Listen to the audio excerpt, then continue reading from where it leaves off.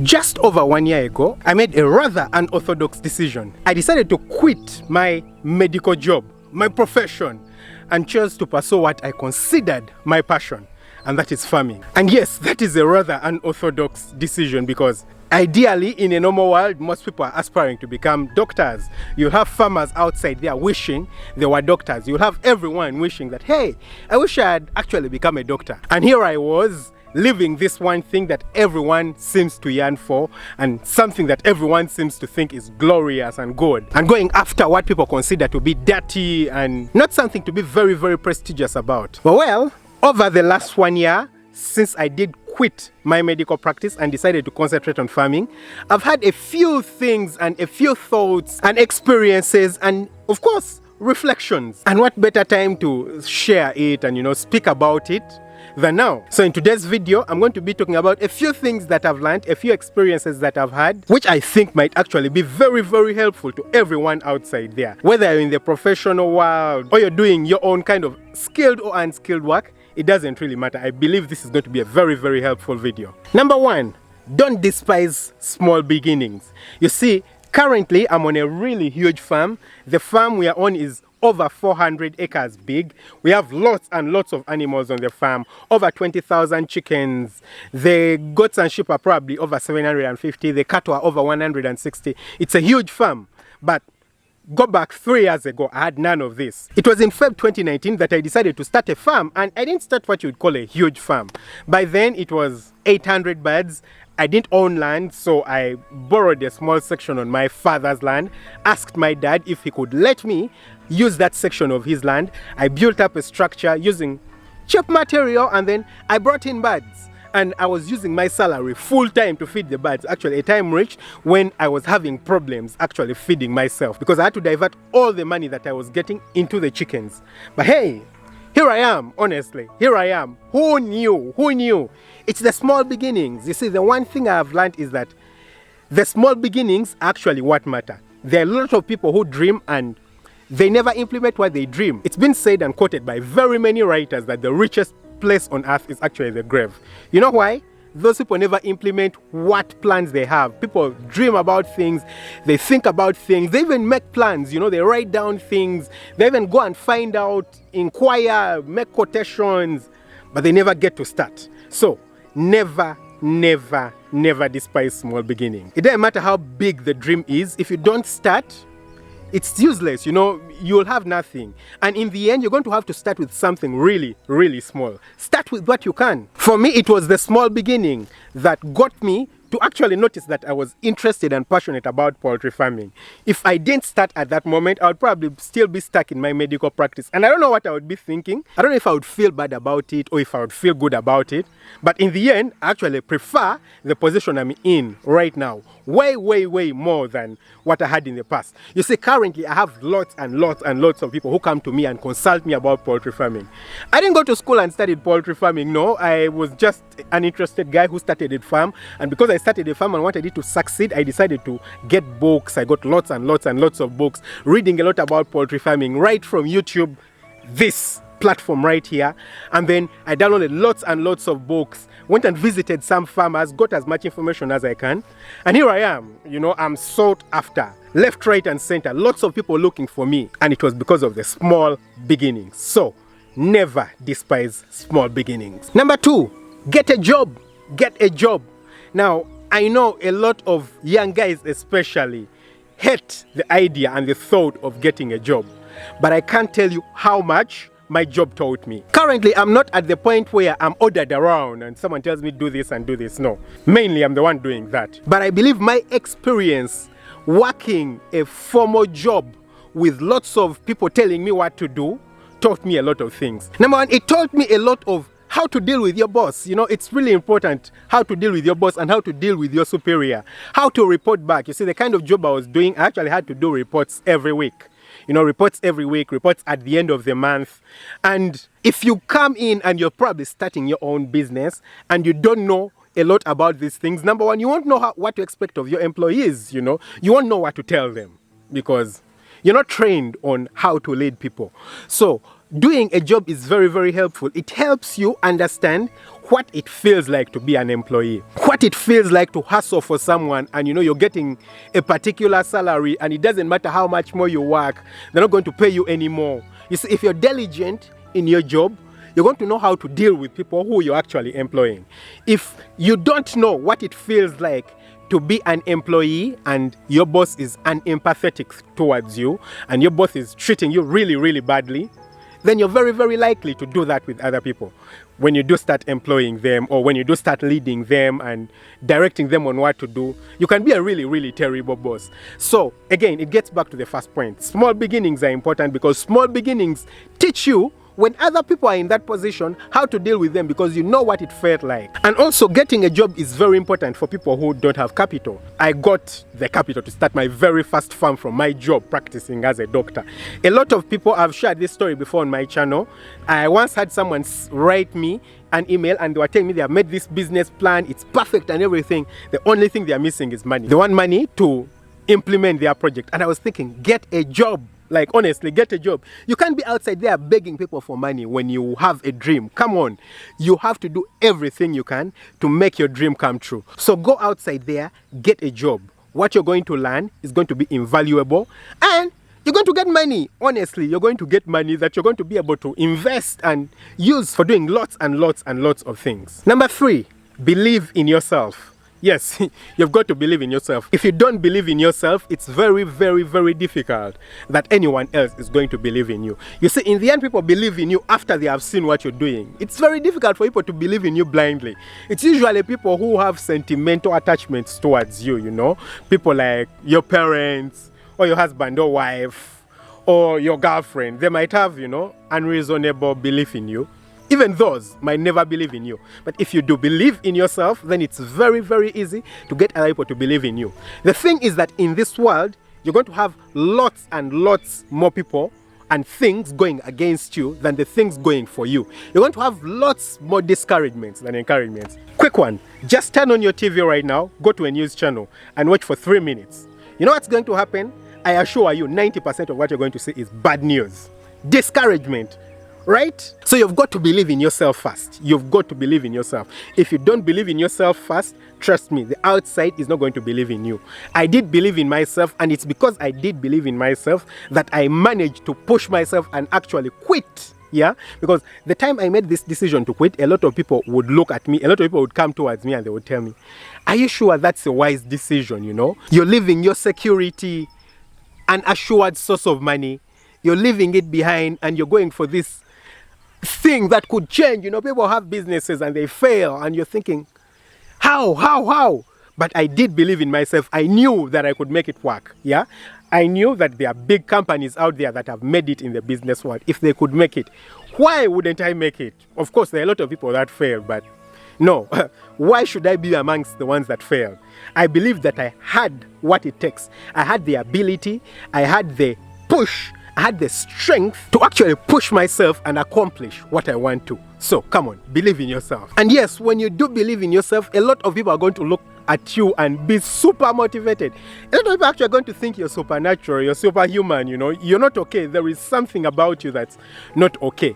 And it's not because you're not okay, no. It's simply because you believe in yourself. You see, not a long time ago, I used to come to YouTube and I used to see YouTube channels and I would see people with 10,000 subscribers and I would be like, how do they do it?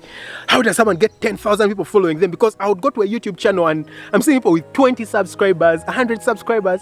How does someone get to 10,000 subscribers? And guys, here I am. It's just coming to 2 years and I have over 200,000 subscribers. That's way above the average of what it is on YouTube. And also I used to watch a lot of TED Talks on YouTube. Lots and lots of TED Talks. And at some point I never imagined that someday I could be on TEDx giving a talk. And well, just over a year ago, I actually appeared on TEDx giving a talk, inspiring people about my journey, quitting medicine and practicing farming.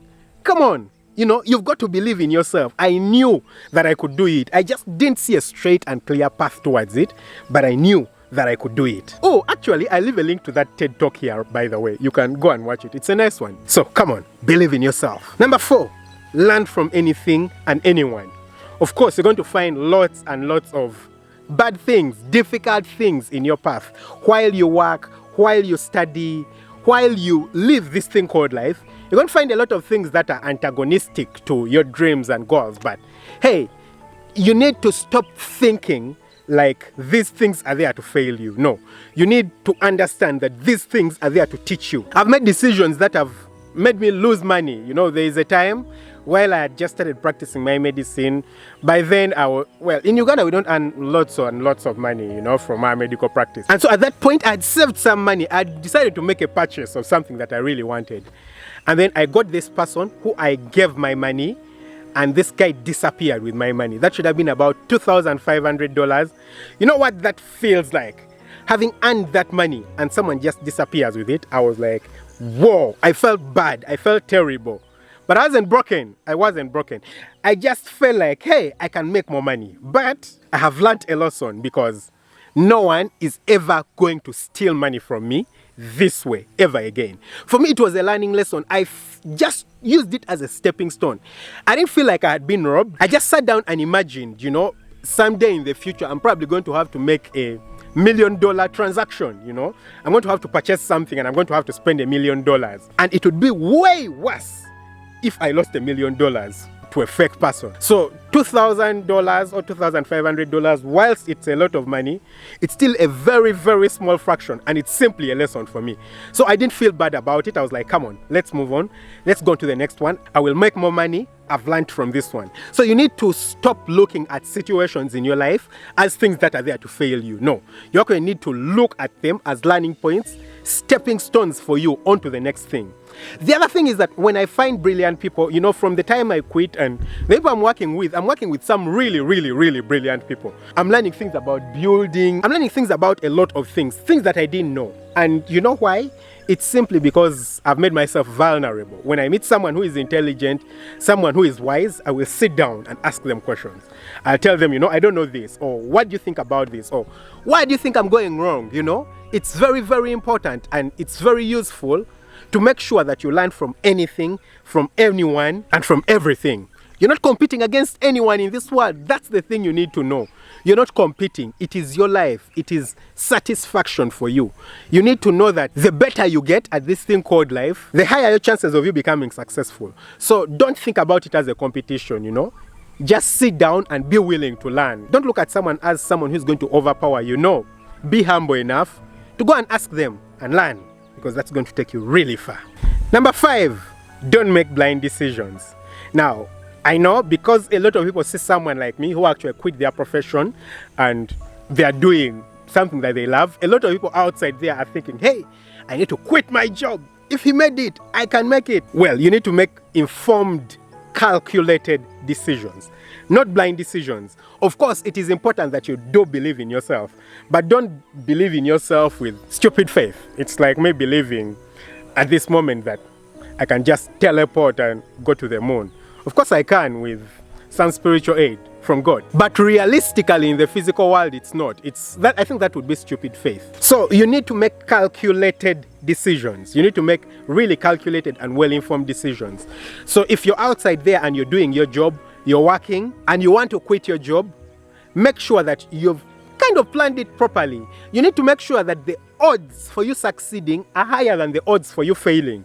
You know, if I just started my medical job and then I'd saved some money and I was like, hey, I've got, let's say, this $5,000. I'm quitting my job today, and tomorrow I'm going to go and start doing poultry farming. It would have been a really, really stupid decision, because what if the farming fails? What do I do? Of course, I can go back to my profession, but you don't want to put yourself in that position, you know? So what I decided to do was do the 2 at a go. Of course, it was a bit stressful, but do a 2 at a go. And when it reached the point where I looked at the farming and it was going on well, and I could actually succeed without my medical practice and profession, then I quit. That was a calculated decision, a well thought out, calculated decision. So don't make blind decisions. You need to think carefully, because the decision you make could mean life and death for you, or it could mean poverty and richness for you. Number 6, I found out that work satisfies, and I really hope work satisfies for you too. Now, this is an interesting experience I had. Last year in July, I did contract COVID, and I can assure you that was the most pathetic week of my adult life. Not because I was feeling so sick and I felt like I was going to die. Of course I felt sick, but it wasn't that terrible, The problem is that I could not work. I was in this position where I was just lying down in bed every day for an entire week. The first day was okay. Second day, third day, and then you notice it's the fourth day. You can't do nothing. I can't shoot a YouTube video. I can't edit a YouTube video. I can't get up and walk around the farm. It felt pathetic. My God, it felt pathetic. And I just imagine the people who live their lives every day without working. How do you do that? Like, honestly, how do you do that? Of course, I could get my phone and go on YouTube and watch. You know, at some point, I kept thinking, I think life would be good for you if you just woke up in the morning, open your Netflix account, watch a movie, then watch a YouTube video, listen to music, watch TV. No, that's pathetic. That's a really, really pathetic life. It's at that point that I found out that, hey, work actually does satisfy. And I really hope work satisfies for you too, because you're actually not just developing yourself, you're developing the world, you're changing the world. You know, we are building things, we are supplying food to people, and it's a source of joy for me. Finally, the last thing is possibilities are limitless. The world is limitless. Possibilities are limitless. You need to stop thinking about your cocoon. Now, of course, it's difficult without experiencing it. But when you reach a point where you're seeing things and experiencing things that you never thought possible in your life, then everything just becomes opened up in your eyes and you're thinking, whoa, anything is possible. Anything is possible. You see, the thing is that you need to put yourself in the best possible position to enable you succeed once luck strikes your way. You know, luck will always come someone's way once in a while in their lifetime. And if you're not prepared for it, come on, you won't. You see, for example, someone could come and offer you $1 million deal. But if you haven't prepared yourself for it, you're not in the position to supply that person's needs, then it's a waste of time, you see. So it's a one-time opportunity. Not everyone comes and offers you $1 million deal. Not everyone does. So if someone does come and offer it to you, you want to make sure that you're in the best possible solution to take advantage of it. So possibilities are limitless. You need to stop limiting yourself. You need to stop limiting and thinking about the world in a sphere, because of course the world is a sphere, but the world is in a limitless universe. The universe is limitless and possibilities are limitless. And you need to open your mind up to this. Just know that anything is possible in this world. You can get to the very top and you can get to the very bottom.